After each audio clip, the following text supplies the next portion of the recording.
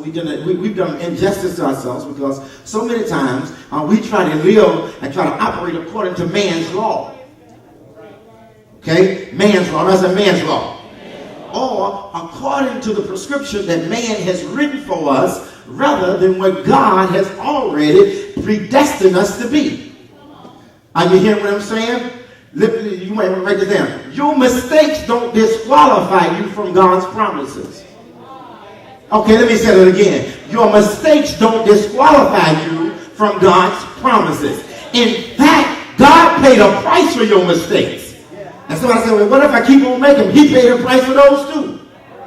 Somebody said, well, so what you mean? I'm going to keep on saying, no, you shall not continue in sin. Yeah.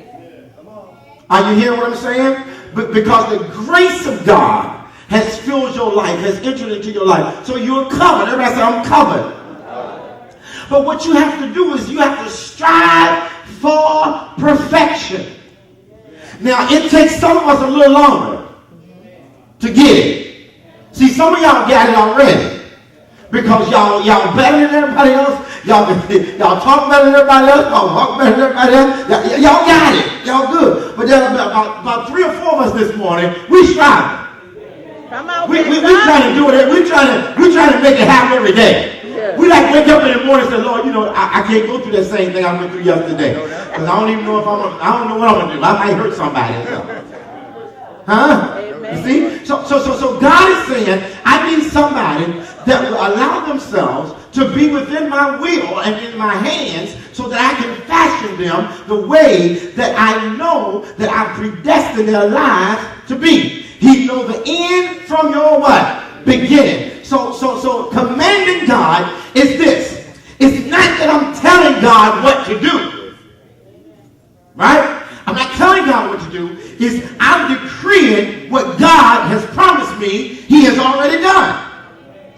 So I reiterate what the word has already said about me concerning my destiny and my future. Now when you get that in your spirit, you know that your end is looking better already. That your latter is looking better than your former. Okay. Y'all might quiet. Y'all ain't ready for this. Y'all ready for this? Well, I know y'all ain't ready for what I'm about to go in a few minutes. Because watch this. It takes some discipline on our part. Mm-hmm. You don't get this thing by just waking up and saying, I got it. Just because you join a church don't mean you have it. Just because you go to church don't mean you have it. Let me even hit you with this one. Just because you saved don't mean you have it. Does not mean you got it because you're saved. Just because you've been born again. Yeah, you qualify for it. But if you don't operate with the perimeters of the anointing and walk in it, you can't get it. And the Spirit Lord began to speak to me, and he says, son, because sometimes as church, we like to think that we automatically qualify. I think so. Yeah, we like to think that, we deserve something because we just come to church. We deserve something because we say we saved. That's not so. If you don't decree some stuff, things are not going to happen for you. If you don't start speaking some stuff into existence, things are not going to happen for you. You're just going to be lying there dormant and stagnated and not moving and not making progress. That's why it's so important that you understand the prophetic. Everybody say the prophetic.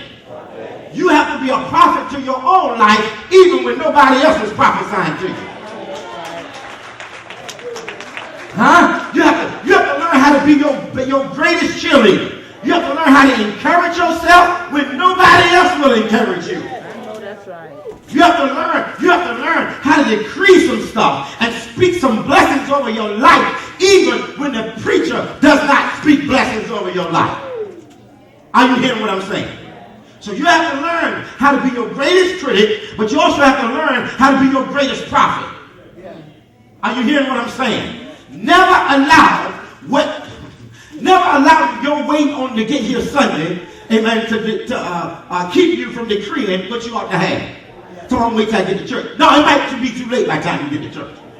We might be trying to have a grace party for you. Because by that time you can see him messed up, slap somebody, get something. I'm trying to wake y'all up in here anymore, that's all. Somebody said, what do you mean? What do you mean? You got frustrated. Your faith is frustrated by that time. But you got to learn how to, man, you got to learn how to operate and decree and prophesy and minister to yourself every single day. Man, commanding the hand of God is not telling God what to do. Lord, I'm going to do what you already told me to do. I'm going to be who you already told me I can be. I'm going to have what you already